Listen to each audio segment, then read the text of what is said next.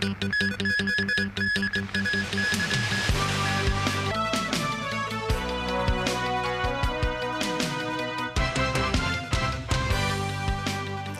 evening, and thank you for joining us. A Fire Services Department officer on Wednesday stated that many complaints about the Wanful Court renovation project were outside their remit. The Mosingai reports. The public hearing resumed at Central City Gallery. Michael Yong, an assistant director of the Fire Services Department, first testified in the morning session. Victor Dawes, the committee's senior counsel, listed issues that had been discussed in the previous hearings, including movable boards installed at the emergency backstairs, foam boards, scaffolding mesh, and workers' smoke habits. He asked Yong which government department should have handled those issues-related complaints. The FSD officer said the first three belonged to the Buildings Department's independent checking unit, whereas the fourth one was the Labour Department's responsibility. When Dawes said it seems no complaints fall within the scope of the FSD's responsibility, Yong agreed. An audio recording that shows a complaint of a wrongful court resident to the FSD about foam boards on windows was played. The department said the application of foam boards to shield windows wasn't under any regulation, but the FSD could send someone over to inspect the situation if the resident had concerns. Asked if the most ideal handling of such a complaint was to transfer it to the independent checking unit, which the FSD didn't do back then, Yong said yes. Yong said the FSC had become more proactive after the blaze. Officers would directly contact other departments to forward relevant complaints or inquiries. Dawes pointed out that the FSD definitely has the capability to handle the movable board problem, even when it involved the practice of division of labor between the department and the building authorities, as stated by Yong. The officer agreed. The barrister said that he had lost count of how many times the committee had heard not ideal in the hearings. Ng Wing Guan, a senior station officer of Taipo Fire Station, admitted that the FSD had relied on information submitted by the fire services contractor on equipment defects instead of verifying the defects itself. The hearing is adjourned until 10 a.m. on Thursday. Mums 9, TVB News. It's the last day for Wang San House residents to return to their units to collect what's left of their former abodes at Wanful Court. While access has been extended to those living on higher floors, many elderly residents relied on their children to help retrieve belongings at their fire-ravaged homes. Day 3 for Wang San House residents to collect their belongings. It's a turn for those who resided on the 20th floor and above. Many carried backpacks, some with hiking sticks, others brought flowers. For many, their wish is to recover the most valuable possessions. Ms. Wong from the 24th floor says she hoped to retrieve her gold and silver jewelry, her wedding photos and rings, and her cat's ashes, which were stored in a stainless steel container with a melting point of over 1,500 degrees. Another resident here was from the 25th floor. She says she might not be able to bring her piano and cello back, which had accompanied her since childhood. 83-year-old Mrs. Low, who has lived in the neighborhood for 40 years, was unable to go upstairs and could only wait for updates from her family. She hopes to retrieve family photos and passports, noting if she were decades younger, she would have gone up herself, but now she feared she wouldn't be able to come back down. Some residents went upstairs on behalf of their parents, spending over an hour collecting items. Mr. Lam, a resident from the 24th floor, says their gold items and wedding photos were intact, but neighboring units have been reduced to ashes. This upper floor resident meanwhile hopes the government can allow them to return one more time. The 3-day window for Wang San House residents to collect their belongings ends on Wednesday. From Thursday, Phase 2 begins, covering the more severely damaged Wang Cheng House as well as Wang Tao House and Wang Yang House. Wang Tai House, Wang Kin House and Wang Sheng House will be the last to reopen. Deputy Chief Secretary for Administration Chuk Wing Heng also visited the site today to inspect the situation. U.S. President Donald Trump announced he will indefinitely extend the ceasefire with Iran until the latter offers a unified proposal, stressing that the U.S. blockade of the Strait of Hormuz will remain in effect. This as Iranian media reported that Tehran did not seek to extend the truce and believes the U.S. president is attempting to find an off-ramp from the war. Timothy Lee reports. Iranian state media released footage of a midnight assembly in the Iranian capital on Tuesday after U.S. President Donald Trump's announcement of the ceasefire extension. This as the two-week truce between Iran, the U.S., and Israel was set to end at 8 a.m. Wednesday, Hong Kong time. Just 4 hours before the initial end of the ceasefire, the U.S. president made a post online noting he had agreed to mediator Pakistan's request for an extension.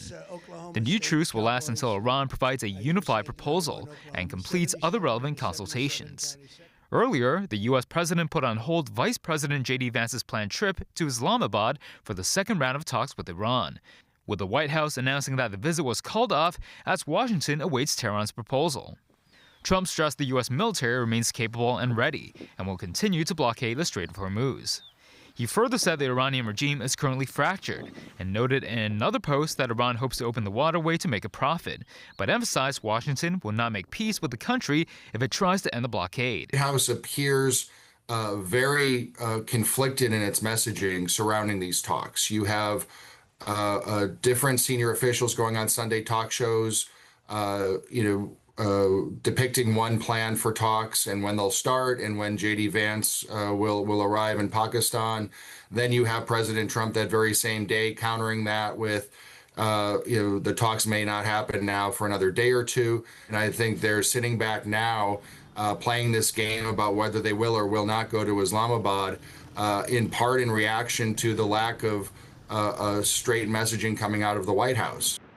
Timothy Lee, TVB News. Ukrainian President Volodymyr Zelensky said the Druzhba pipeline carrying Russian oil to Hungary and Slovakia is ready to resume operations and called on the EU to unblock an aid package linked to the repairs. The suspension of flows followed a Russian attack on the pipeline infrastructure in January. This as NATO intercepted Russian strategic bombers and fighter jets that flew over the Baltic Sea Monday in a display of air power on the alliance's eastern flank. Tracy Furness has more.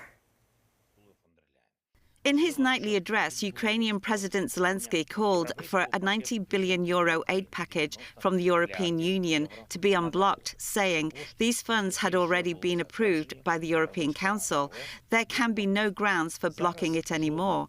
Ukraine completed repairs on the damaged oil pipeline and blamed Russia for the damage. Zelensky said repairing the pipeline was linked to freeing the funds, which had been blocked by Hungary and Slovakia.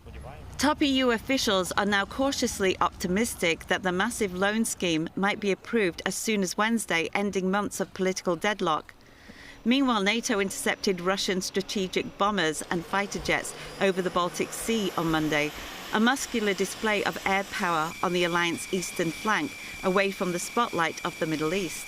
There's a lot of traffic from the Russian, and there are plenty of times in which, on purpose or not, they are not really respecting the ICAO, the International Civil Aviation Organization rules regarding flight plans and behavior. So obviously we are forced to take off and just make sure that they are who they say they are, and their intention is peaceful and just transitioning back to their home airfields. French Rafale fighters were deployed from a Lithuania airbase, where they are stationed as part of a decades-long NATO air policing effort. The fighters, armed with air-to-air missiles, joined jets from Sweden, Finland, Poland, Denmark and Romania. They all took to the skies to inspect and keep watch on the Russian flight, the French detachment said. A tourist who was caught up in a shooting at Mexico's Teotihuacan pyramids described the chaos as a gunman opened fire at a crowd of visitors at the archaeological site on Monday. And I kind of looked around, there was all this commotion. People were screaming, people were ducking, people were running for the big staircase to try to get off the platform. And in that moment, it clicked in my mind that we were in a situation with an active shooter. And my first instinct was to jump off the side of the pyramid. And still ahead, Kevin Walsh claims no promises to the White House on interest rate cuts. Hong Kong dealing with this year's first case of dengue fever. And discounted tickets for Cinema Day up for grabs.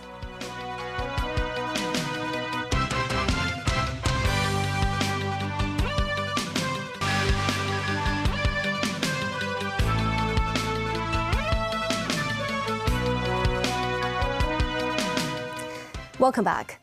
U.S. President Donald Trump's Federal Reserve Chair nominee Kevin Warsh says during his confirmation hearing that he never promised the White House interest rate cuts, despite the president's calls for the central bank to do so. Tracy Furness has more. Worsening inflation makes implementing interest rate cuts difficult and could potentially slow the economy and hiring, putting Kevin Warsh, a former top Fed official Trump named to replace the current Federal Reserve Chair, Jerome Powell, in a tough spot if he's confirmed. At Warsh's confirmation hearing in the Senate, Massachusetts Democrat Senator Elizabeth Warren warned that her colleagues should not be aiding and abetting Trump's illegal takeover of the Fed by installing his chosen candidate, and questioned Warsh's ability to stay independent from the president's policies after Trump stated his opinions on rates and sought to fire a Fed governor. You said you would be independent because you're, quote, a tough guy. Those were your words, tough guy. And you will be able to stand up to President Trump's.